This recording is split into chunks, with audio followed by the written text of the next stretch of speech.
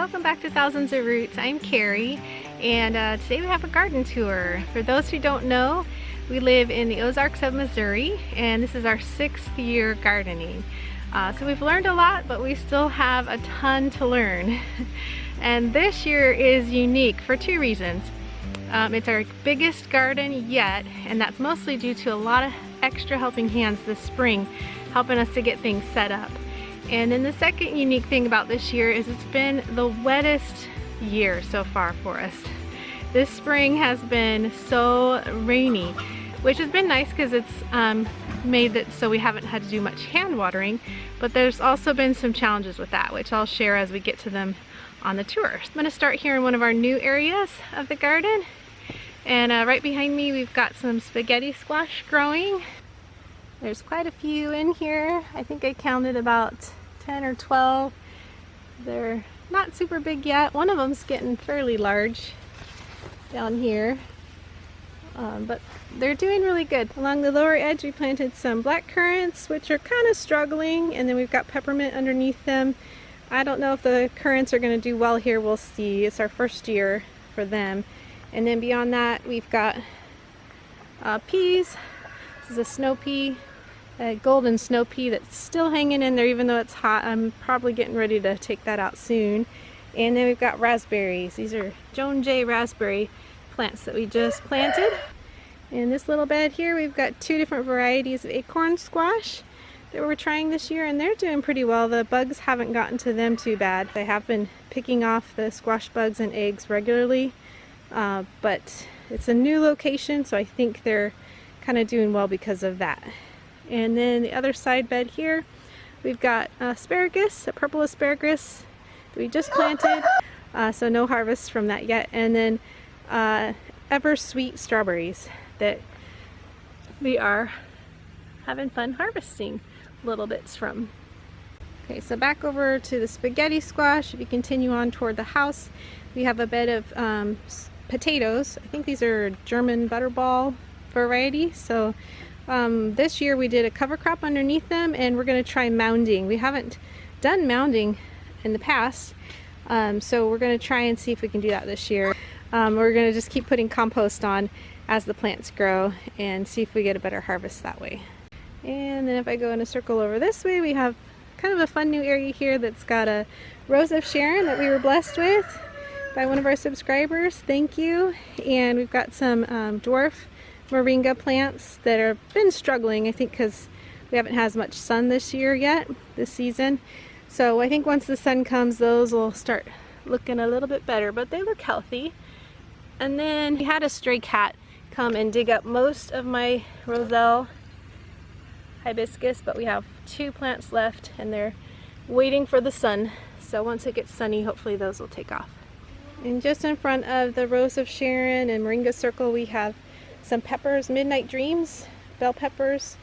They're also waiting for more warmth and sunshine, so they're pretty small, but hopefully they'll get there soon. Alright, so just between the whole new area of the garden that we just put in this spring and the older area, we've had to dig a trench here because of all the rainwater runoff. Eventually we're going to have a trench in a different location, but for now it's temporarily part of our runoff system.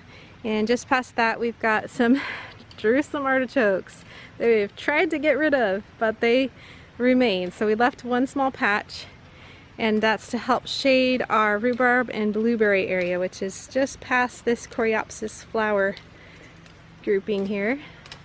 So we've got our cold hardy citrus, flying dragon, and the coreopsis did not like our stormy weather. It all just kind of flopped over, as you can see, but it's full of life and color.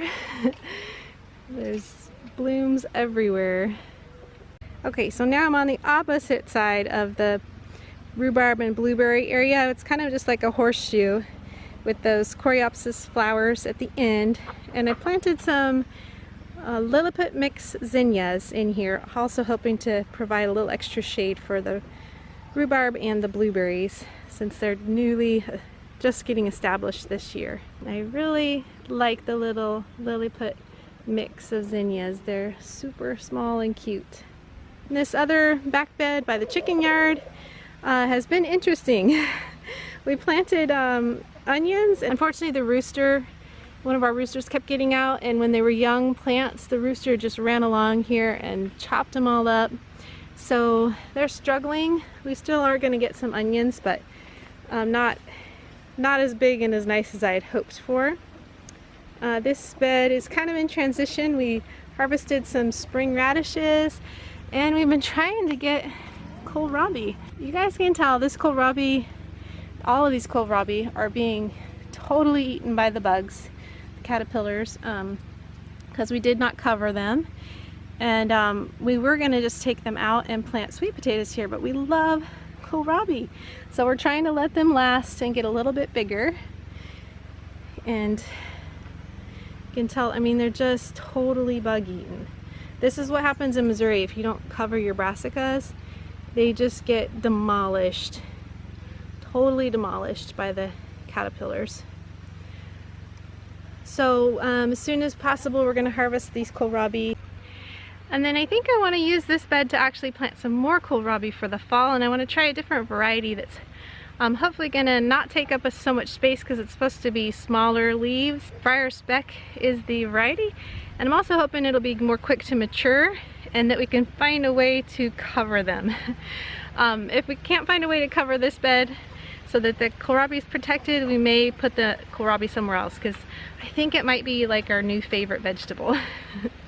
Alright, now we're back over to closer to the front of the house, and we're at Caleb's bed. Caleb's got chives growing mostly. Yes, mostly chives. And he did try some Georgia Southern collards, but the bugs took those out.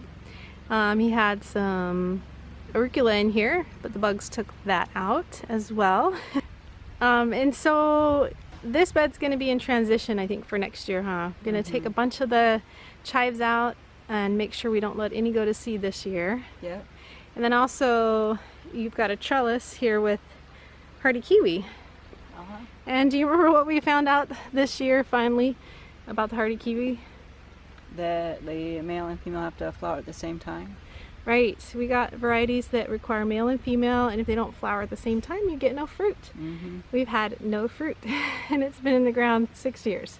So we're going to be ripping that out, sadly, and planting a new variety that doesn't require male and female. All right, just past Caleb's bed, further into the garden, is Nathan's bed. Nathan, what do you have planted in your bed this year? Some potatoes and kale. That's pretty much all I have planted in my bed. Yep, he's got a full bed of potatoes. I think they're a red variety. And some kale that's actually surprisingly doing really well. It hasn't been covered and it hasn't been attacked by bugs. So I think that being that it's hiding in the potato patch, it's kind of thrown the bugs off. So your kale is one of the best patches here, that at least of the uncovered kale, huh? Yeah. So it's doing great. Alright, so just past Nathan's potato bed, if we kind of go over to the left here, we've got Joshua's bed. Josh, what do you have growing? Well, it's kind of obvious, huh? Corn. And then you've got the Cherokee Trail of Tears beans. So kind of a Three Sisters thing going on, huh? Yep. And then what's the other item down here? Honeydew melons. They're struggling. Are struggling. I think that it's been too much water coming through this area and flooding through his bed too many times, huh? Yep. Yeah, so the melons are having a rough time, but they may perk up here if the rains ever stop and we get more sunny days, huh? Yep. All right, I'm going to skip the rest of the front of the garden and kind of continue on to the back, kind of going clockwise around. We have our double cattle panel trellis here that we had last year, and we had green beans on it. This year we're doing the same varieties on this double trellis, and it's the Bahaldi, which is a purple pole bean, and then rattlesnake down on the other end there. Underneath we have some carrots and bolted lettuce. I'll be clearing out the lettuce soon and planting something else there. On both of either ends we are trying a new variety for us. It's the Chinese red noodle beans. So on the front side and back sides, those are starting to come. They're kind of struggling because they've gotten hit with floodwaters as well, but they're little by little starting to crawl up the trellis now. This is also struggling. This is I believe a muncher cucumber. and it's looking rather sad. I don't know if it's going to make it. Also, floodwaters have come through many times. Joshua's got some birdhouse gourd plants growing up the middle on both sides of the trellis. It's looking pretty good. So next we're trying something fun here. This is the sour gherkin, little teeny cucumber, well, gherkins. And it's just beautiful. I love it. It struggled as well, being flooded so many times, but it's just starting to take off now. So I'm hopeful that we're going to get to try some of those. And then down on the end I think is a Beet Alpha. Or it could be, yeah, I think this is called Beet Alpha. It's just a little cucumber that we really like. We've planted before, and it seems to be doing okay. Down at the other end of the trellis system, we did beets. Tried a new variety called Bolt Hardy this year. We've harvested most of them. We still have a few that I'm trying to let finish out, although it's starting to get too warm. So I think we have one more little harvest of those. We'll definitely be growing those again and then trying another variety or two in the fall. Here is kind of just a little flower corner. We've got a mullein growing and then some queen red lime zinnias, which are beautiful, and there's going to be some globe amaranth coming as well. And then along the side another bed of purple asparagus that we just started this year, and strawberries and some sunflowers. And then another flower corner of perennials. We had some daffodils and tulips and things in the spring, which were beautiful, and now the hollyhocks and lavender and various other perennial flowers are starting to come on. This was our pea teepee trellis, which actually I think we had the best peas yet this year. They still weren't great. It got too warm too quickly, but we at least harvested a few peas off of, so that was fun. And back around just beside the double trellis here is a lemon squash patch, and this is also predominantly where we get our lamb's quarter. We've just started really harvesting from these, had a couple meals of the lemon squash so far, and I think, I don't know, I could be wrong, but I think the lamb's quarter, it may be hindering a little bit in the way of sunshine, but we haven't had many squash bugs over here on these lemon squash plants. So I don't know if lamb's quarter kind of helps deter the squash bugs or not, but so far so good with the lemon squash. Then we have our L trellis here in the back, and I kind of went crazy with the sunflowers, guys. I think I planted too many, and they're actually kind of shading out a little bit of our rampicante squash, but the squash plants are looking good, and we do have some little starts coming on. I'll show you when we get around there. But here in the front is one of our favorite bush beans. It's dragon tongue, and we've just started harvesting off of those. Back to the other side of the bed here, it continues on all the way to Esther's garden. We have sweet potatoes, a volunteer regular potatoes, some herbs, dill, creeping thyme. That's been fun to have the dill. You guys already saw Esther Pie's garden back here, so I'm gonna kind of skip past that, but oh my goodness, she's got some beautiful zinnias coming on. So pretty, absolutely beautiful. Love the zinnias. All right, back to our L trellis here, going around the corner.